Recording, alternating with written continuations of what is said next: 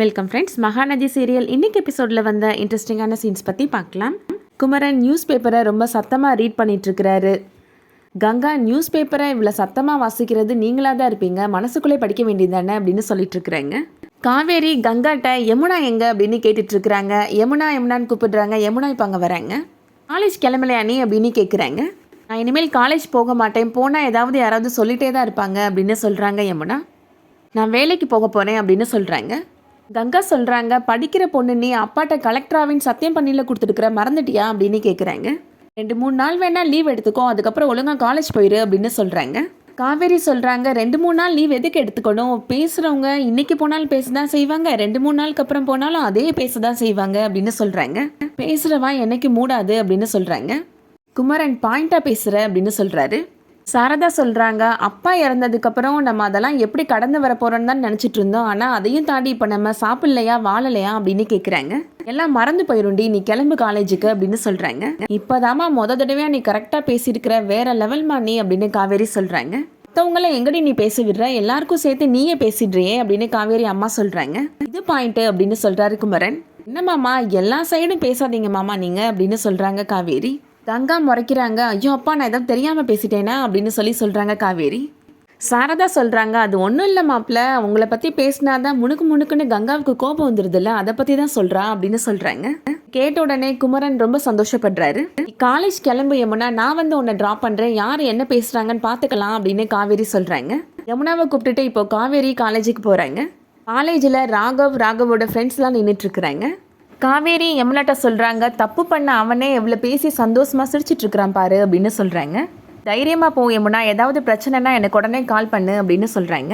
Evening நானே ஒன்று கூப்பிட்டுட்டு போகிறேன் அப்படின்னு சொல்கிறாங்க. பரவாயில்லக்கா நானே வந்துடுறேன் அப்படின்னு சொல்லிடுறாங்க யமுனா. அடுத்ததா பசுபதி காவேரிட்ட ரொம்ப நக்கலாக, என்னோட பையன் ஜெயிலில் இருப்பான்னு நினச்சேன், அவன் காலேஜுக்கே போயிட்டான் அப்படின்னு சொல்கிறாரு. அவனை உள்ளே வச்சிடலான்னு பார்த்தீங்களா அப்படின்னு கேட்குறாரு. அவனை வெளியில் கொண்டு வந்துட்டேன் பார்த்தியா அப்படின்னு சொல்கிறாரு. அதை மட்டுமா பார்த்தேன், நான் நிறைய விஷயங்களை பார்த்தேன் அப்படின்னு சொல்கிறாங்க காவேரி. அப்பா என்னை வெளியில் கொண்டு வந்துருங்கப்பா அப்படின்னு உங்கள் பையன் கதர்னதை நான் பார்த்தேன் அப்படின்னு சொல்கிறாங்க. என் தங்கச்சி உங்கள் பையனை ஸ்டேஷனில் வச்சு அடித்ததையும் பார்த்தேன், சிறப்பான சம்பவம், நீங்கள் தான் மிஸ் பண்ணிட்டீங்க அப்படின்னு சொல்கிறாங்க காவேரி. எங்கள் அம்மாவையும் மாமாவையும் மிரட்டி கெஞ்சி கூத்தாடி கேஸை வாபஸ் வாங்க வச்சுட்டீங்க, ஆனால் நீங்கள் மிரட்டி தான் கேஸை வாபஸ் வாங்க வச்சுட்டீங்க அப்படின்னு போலீஸ் ஸ்டேஷனில் போய் சொல்கிறதுக்கு எங்களுக்கு எவ்வளோ நேரம் ஆகும் அப்படின்னு கேட்குறாங்க. உங்கள் மகன் இப்போ வெளியில் இருக்கிறான் அப்படின்னா அது எங்கள் அம்மா போட்ட பிச்சைனால தான் அப்படின்னு சொல்கிறாங்க.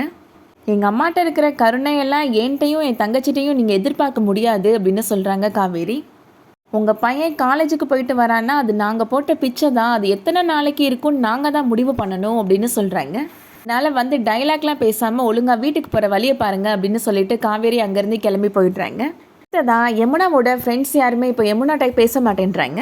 நீ ராகவ் கூட ஓடி தானே போயிட்ட அப்படின்னு சொல்லிட்டு ரொம்ப ஹர்ட் பண்ணி பேசுகிறாங்க. எங்கள் வீட்டிலலாம் உன் கூட பேசக்கூடாதுன்னு சொல்லிட்டாங்க அப்படின்னு சொல்லிடுறாங்க. ராகவ் ஃப்ரெண்ட்ஸுமே இப்போது யமுனாவை ஹர்ட் பண்ணுற மாதிரி பேசுகிறாங்க. யமுனா இப்போது காவேரிக்கு கால் பண்ணுறாங்க. எல்லாருமே இங்கே என்னை கிண்டல் பண்ணுறாங்கக்கா அப்படின்னு சொல்லி அழுறாங்க யமுனா. என் ஃப்ரெண்ட்ஸே நான் ராகவ் கூட ஓடி போயிட்டேன்னு சொல்லிட்டு கிண்டல் பண்ணுறாங்கக்கா அப்படின்னு சொல்கிறாங்க. காவேரி சொல்கிறாங்க, நீ ராகவ் கூட போகலைன்னு உனக்கு தெரியும்ல அப்படின்னு சொல்கிறாங்க. நீ அழாத அப்படின்னு சொல்கிறாங்க. ஆசிரமுக்கு போனால் எல்லாருமே சிரிக்கிறாங்கக்கா, வெளியில் வந்தால் எல்லாருமே என்னை பற்றியே பேசுகிறாங்கக்கா அப்படின்னு சொல்கிறாங்க யமுனா. நீ அழாமல் நான் சொல்கிறத கேளு அப்படின்னு காவேரி யமுனாட்ட சொல்கிறாங்க. நீ நேராக பிரின்ஸிபல்கிட்ட போய் கம்ப்ளைண்ட் பண்ணு அப்படின்னு சொல்கிறாங்க காவேரி.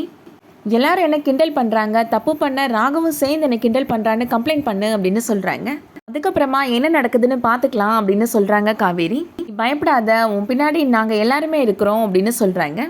கிண்டல் பண்ணுறாங்கன்னு நம்ம விலகி போனோம்னா மறுபடியும் பண்ணிகிட்டே தான் இருப்பாங்க, நம்ம எதிர்த்து நின்னோம்னா அவங்க காணாமல் போயிடுவாங்க அப்படின்னு சொல்கிறாங்க காவேரி. பிரச்சனையை ஃபேஸ் பண்ண கற்றுக்கோ அப்படின்னு சொல்கிறாங்க. அதோட இன்னைக்கான எபிசோட் முடியுது. இந்த வீடியோ உங்களுக்கு பிடிச்சிருந்துச்சுன்னா லைக் பண்ணிக்கோங்க. ரெகுலராக சீரியல் அப்டேட்ஸ்க்கு நம்ம சேனலை சப்ஸ்கிரைப் பண்ணிக்கோங்க. தேங்க்ஸ் ஃபார் வாட்சிங்.